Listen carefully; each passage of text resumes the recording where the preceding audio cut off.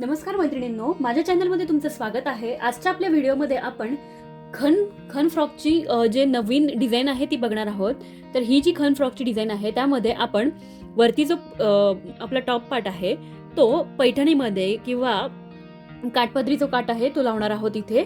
तर याकरता साडीचं फॅब्रिक घेतलेलं आहे मी इथे. साडी घेतलेली आहे ग्रीन कलरमध्ये आणि कॉन्ट्रास्ट कलरमध्येच इथे वरचा मी पॅच घेतलेला आहे. प्रथम आपण टॉप पार्टची कटिंग करून घेऊयात. याकरता फॅब्रिक मी इथे घेतलेला आहे. फॅब्रिक अशा प्रकारे 4 घड्यांमध्ये ठेवून घेतलेला आहे. व्यवस्थित फोल्ड करून घेतलेला आहे. माझ्याकडची बाजू बंद आणि समोरची बाजू ओपन आहे. प्रथम आपल्याला टॉप पार्टची उंची किती ठेवायची आहे फ्रॉकच्या ते पाहूयात. तर टॉप पार्टची उंची आपल्याला इथे तयार ठेवायची आहे 12 इंच. आपण हा फ्रॉक बनवत आहोत जो 9 ते 10 वर्ष 9 ते 11 वर्षाच्या वयासाठी 12 इंचावरती मार्किंग केली आणि एक मार्किंग आपण 13 इंचावरती केलेली आहे. इथे रेष आखून घेऊयात. हे बघा, मार्किंग करून घेतलेलं आहे. आता सर्वप्रथम आपल्याला शोल्डरचं मेजरमेंट घ्यायचं आहे. तर शोल्डरचं मेजरमेंट मी इथे घेणार आहे साधारण 5.5 इंच. 5.5 ते 6 इंचापर्यंत तुम्ही घेऊ शकता इथे मेजरमेंट. अशा प्रकारे मार्किंग करून घेऊयात. शोल्डरचं जे पण मेजरमेंट आहे त्याला भागिले 2 करून घ्या. तिथूनच खाली आपण एक मार्किंग करणार आहोत 6 इंच आर्महोलसाठी. आता यामध्ये अर्धा इंच जे आहे आर्महोल आपले शोल्डर साइडने फोल्ड होणार, म्हणजे इथे 5.5 इंचाचं आर्महोल जे आहे रेडी होईल. आपलं लाईन जी आहे आखून घेतलेली आहे. आता आपल्याला चेस्टचं मेजरमेंट घ्यायचं आहे. तर चेस्टसाठी मी 7.5 इंचावरती मार्किंग करून घेत आहे. छाती आहे 30 इंच मुलीची आणि आपल्याला इथे मार्जिन तुम्हाला जेवढी हवी तेवढी मार्जिन तुम्ही इथे घेऊ शकता. इथे घ्यायचं आहे सर्वप्रथम आपल्याला वेस्टचं मेजरमेंट साठी. इथे मी 7 इंचावरती मार्किंग करून घेत आहे. 28 वेस्ट आहे.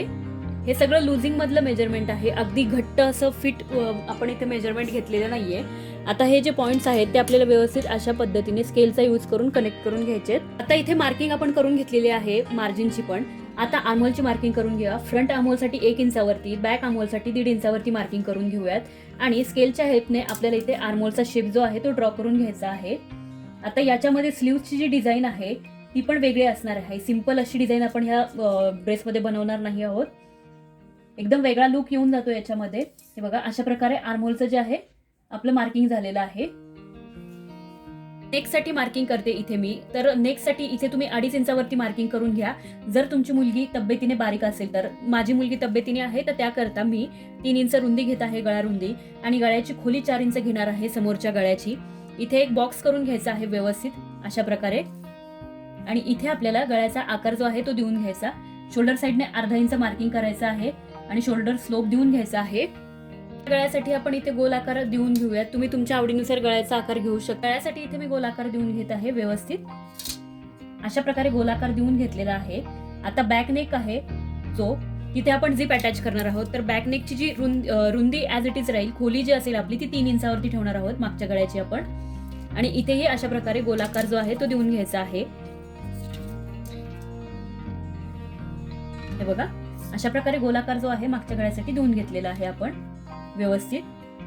ॲज इट इज याची कटिंग करून घेऊयात. सर्वप्रथम मागचा गळा आणि आर्महोलची कटिंग करायची. तर आपल्याला फ्रंट नेक आणि फ्रंट आर्महोलची कटिंग करून घ्यायची आहे. फ्रंट आणि बॅक पार्टची कटिंग आपण सेपरेट करून घेतलेली आहे. ॲज इट इज आपल्याला मेन फॅब्रिकवर कटिंग करून घ्यायची आहे. पार्टसाठी इथे फॅब्रिक घेतलेला आहे. साडीतून आपण एवढा पार्ट जो आहे कट करून घेतलेला आहे, साधारण 35 ते 36 इंचाचा. आणि हा पार्ट जो आहे आपण डबल फोल्ड मध्ये ठेवलेला आहे. हे बघा, काठ जो आहे दोन्ही बाजूने काठ आलेला आहे, फोल्ड करून घेतलेला आहे आणि याची उंची आहे 21 इंच. आपल्याला ॲज इट इज याची उंची घ्यायची आहे 21 इंच बॉटम पार्टची आणि इथून कट करून घ्यायचं आहे. फॅब्रिक आपण बॉटमसाठी कट करून घेतलेलं आहे आणि असे 2 रेक्टँग्युलर पीस आपल्याकडे तयार आहेत. फ्रंट आणि बॅक पार्टसाठी 2. सेम ह्याच पद्धतीने आपल्याला अस्तरही कट करायचं आहे. अस्तराची उंची जी आहे ती आपण कमी ठेवणार आहोत. तुम्हाला जर ह्या पार्टमध्ये फ्रॉकच्या पार्टमध्ये प्लेट्स जास्त हव्या असतील तर तुम्ही याहीपेक्षा जास्त फॅब्रिक इथे यूज करू शकता. जसं की मी इथं यूज करणार आहे फ्रंट पार्टसाठी 36 ते 37 इंच, म्हणजे जवळजवळ 1 मीटर, आणि मागच्या पार्टसाठी 1 मीटर असं हे असतं, म्हणजे 2 मीटरचा घेर इथे तयार होईल. तर 2 मीटरपेक्षा जास्त घेर हवा असेल तर तुम्ही याकरता फॅब्रिक जास्त यूज करू शकता. इथे आपण टॉप पार्टचं जे मेन फॅब्रिक आहे त्याची कटिंग करून घेतलेली आहे. मेन फॅब्रिक सरळ ठेवलेला आहे आणि त्यावरती आता आपल्याला हा फ्रंट पार्ट आहे जो आहे अस्तरचा फ्रंट पार्ट असा व्यवस्थित ठेवून घ्यायचा आहे. तो इथे तुम्ही बघू शकता. अशा पद्धतीने फ्रंट पार्ट ठेवून आपल्याला पिनने सिक्युअर करून घ्यायचा आहे सर्वप्रथम. आता आपल्याला हा जो नेक पार्ट आहे त्याला स्टिच करून घ्यायचा आहे, आर्महोल पार्टला पण स्टिच करून घ्यायचा आहे. त्यानंतर आपल्याला फॅब्रिक सरळ बाजूला टर्न करून घ्यायचं आहे. आपण इथे स्टिच करून घेतलेला आहे. आता छोटे छोटे नॉचेस आपल्याला इथे नेक पार्ट वरती करून घ्यायचे आहेत. त्याचबरोबर आर्महोल पार्ट जो आहे तिथे पण आपण छोटे नॉचेस करून घेणार आहोत आणि नंतर हे फॅब्रिक आपल्याला सरळ बाजूला करून घ्यायचं आहे. फॅब्रिक आपण सरळ करून घेऊयात. सरळ बाजूला करून घेतलेला आहे. आपल्याला नेक पार्ट वरती टॉप स्टिचेस करून घ्यायचे आहेत, आर्महोल पार्ट भोवती पण टॉप स्टिचेस करून घ्यायचे आहेत. इथे तुम्ही दोन पद्धतीने ऍडजस्ट करू शकता. छोट्या छोट्या प्लेट्सही तुम्ही इथे घेऊ शकता. प्लेट्सचं डायरेक्शन एका साईडला ठेवून आणि गॅदर्स पण करू शकता. म्हटलं आपण इथे व्यवस्थित स्टिच करून घेतलेलं आहे, टॉप स्टिचेस घेतलेले आहेत. आता आपल्याला बॉटमचं फॅब्रिक घ्यायचं आहे. ही सरळ बाजू आणि ही सरळ बाजू समोरासमोर ठेवून सर्वप्रथम आपल्याला जेवढी आपण मार्जिन घेतलेली आहे तेवढा भाग जो आहे तो मार्किंग करून घ्यायचा आहे.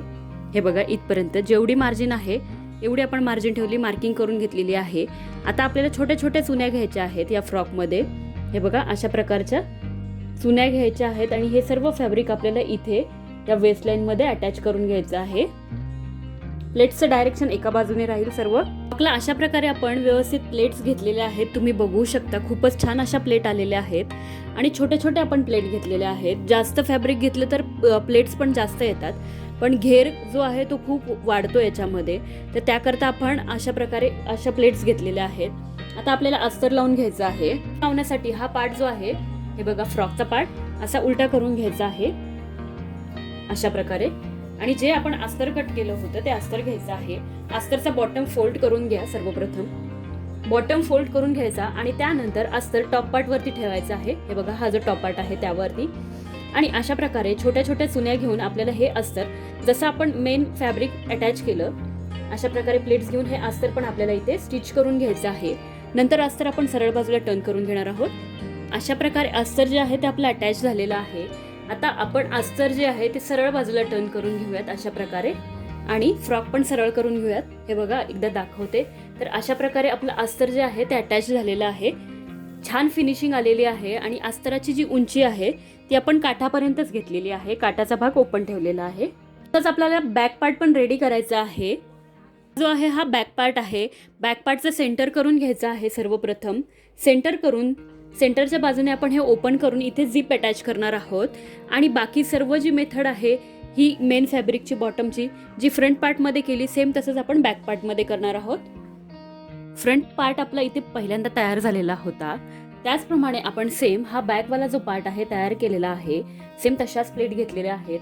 प्लस इथे आपण बॅक साईडला झिप जे आहे ते अटॅच करून घेतलेली आहे व्यवस्थित फिनिशिंगमध्ये. तुम्ही सेम ह्याच प्रकारे झिप पण अटॅच करू शकता किंवा इथे बटन्सही लावू शकता. आता आपल्याला काय करायचं आहे की जे पार्ट आहे आपले फ्रंट आणि बॅक दोन्ही एकमेकांवरती ठेवून घ्यायचे आहेत अशा प्रकारे. हे बघा, व्यवस्थित हे पार्ट एकावर एक ठेवून सर्वप्रथम शोल्डरची फिटिंग करून घेऊयात आपण. आपलं इथे स्लीव्ज जे आहे त्या प्लेटेड बनवणार आहोत. तर स्लीव्जसाठी इथे मी अशा प्रकारची जी आहे स्ट्रीप तयार केलेली आहे. स्ट्रीप जी आहे तुम्ही बघू शकता डबलमध्ये आहे.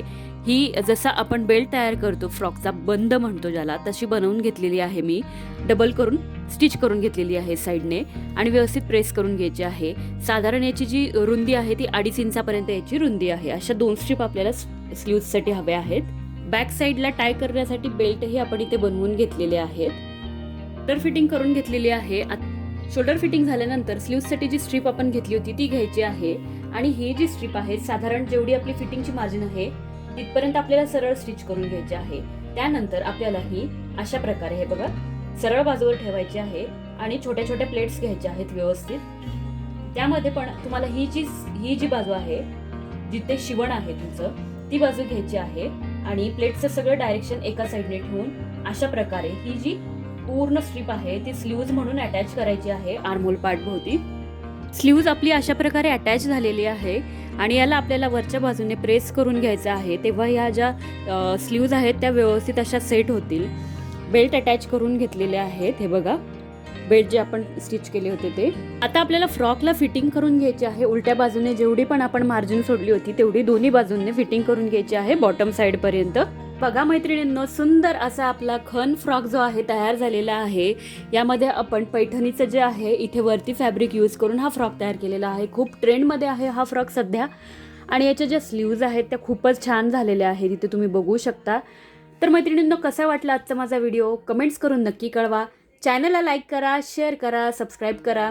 खाली दिलेल्या बेल आयकॉनवरती क्लिक करा म्हणजे येणाऱ्या प्रत्येक व्हिडिओची नोटिफिकेशन तुम्हाला मिळतच राहील.